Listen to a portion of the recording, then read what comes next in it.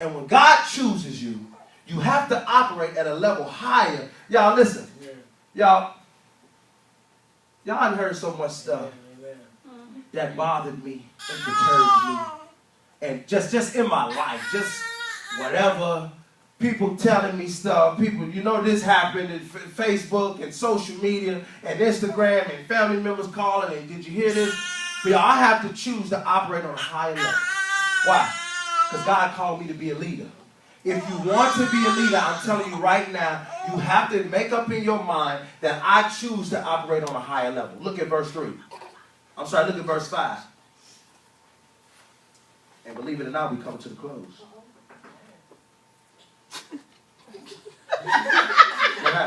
Verse 5. Wait, did I miss something? Okay. Verse 5. Then the king of Syria said, okay, I'm good. Then the king of Syria said, go now, and I will send a letter to the king of Israel.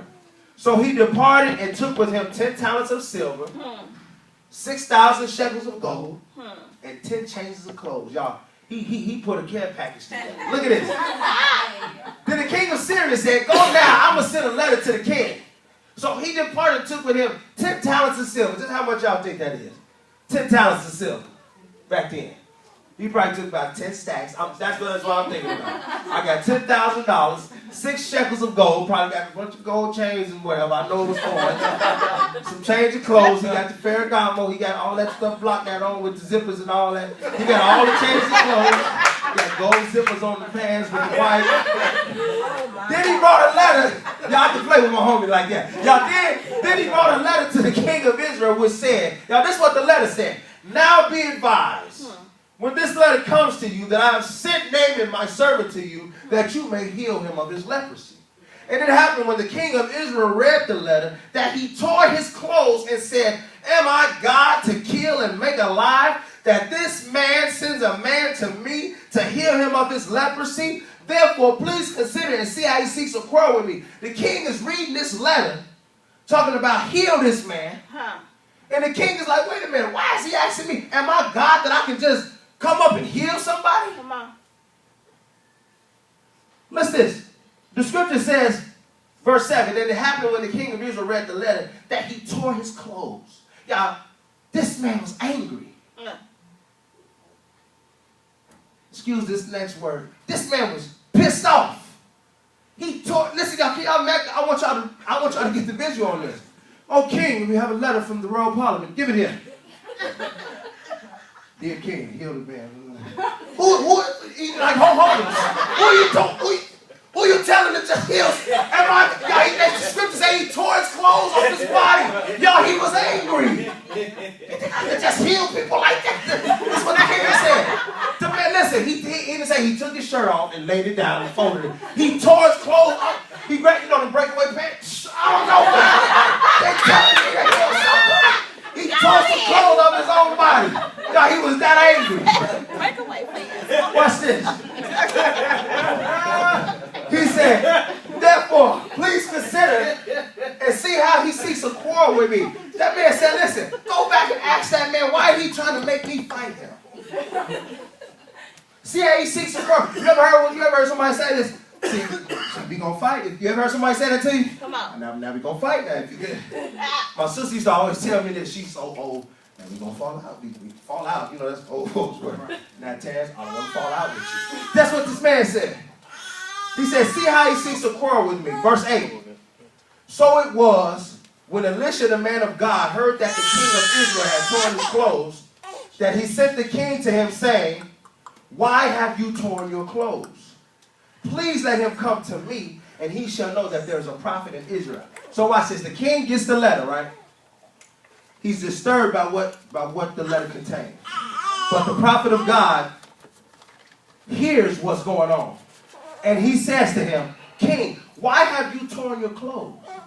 Let Naaman come to me, and he shall know that there is a prophet in Israel. Verse 9.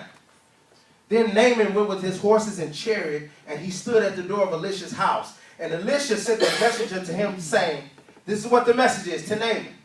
Y'all, what Naaman got? An issue. What's his issue? Leprosy. This is what they tell Naaman. Go and wash in the Jordan 7 times, and your flesh shall be restored to you, and you shall be clean. But Naaman became furious and went away and said, indeed, I said to myself, he will surely come out to me and stand and call on the name of the Lord his God and wave his hand over the place and heal the leprosy. Are not the Abana and the Parpar, the rivers of Damascus, better than all the waters of Israel? Could I not wash in them and be clean? So he turned and went away in a rage. Wait a minute. I thought you wanted to be healed. I thought you wanted to be clean. I thought you wanted to be delivered. Naaman, did you forget that you're the one with leprosy? You're the one, let's remind you what leprosy is, with a chronic, mildly infectious disease that affects your peripheral nervous system, your skin, and your nasal passages. You are the one who has stomach ulcers and masses in your muscle tissue. You are the one who loses sensation or feeling in your limbs when you're out to battle. And now I just told you how you can be restored. I just told you how you can be healed. I just told you how you can be delivered. And because it's not the way you got in mind, you get mad at me and you walk away. Look at verse 11 again. But Naaman became furious and went away and said, indeed, I said to myself, he's going to surely come out to me and stand and wave over the place. This man that told me to walk away. This man that told me to walk and dip in this river. Why I couldn't dip in the other river. God is saying to somebody today, don't be like Naaman. God is saying, you laid before me, you prayed, and you asked me to make you better. You asked me to deliver you from that thing. Now when I tell you what I want you to do to manifest your deliverance, you get mad and you walk away from me. Now that's what God is saying to many of us today. We petitioned God because we had some issues with us that wasn't right.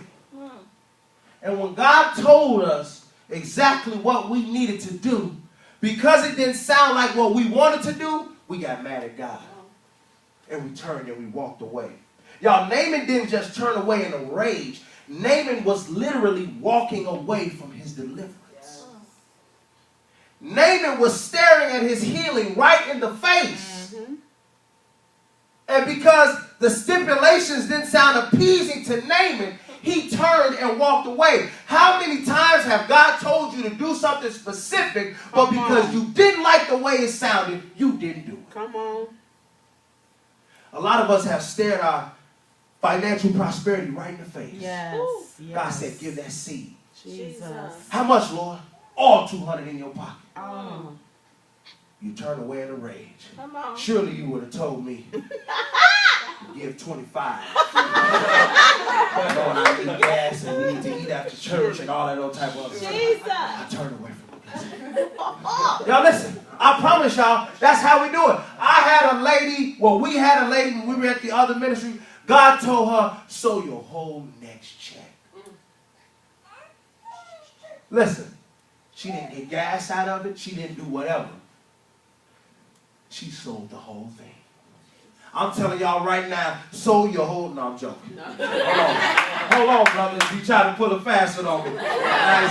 But listen, y'all. What I'm saying, she was so in tune with God that she was obedient.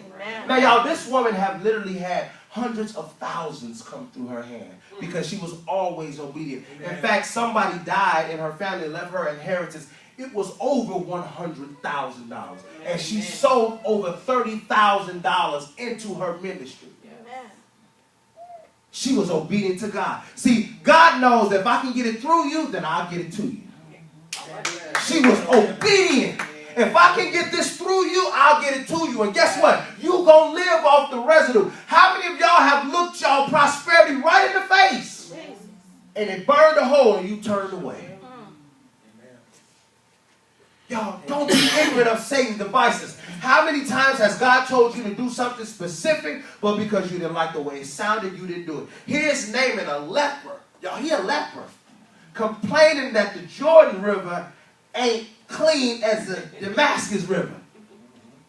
Negro, you are a leper. Come on. Y'all, this is what a leper looks like. No, y'all, listen. I'm not lying. This is what leprosy looks like.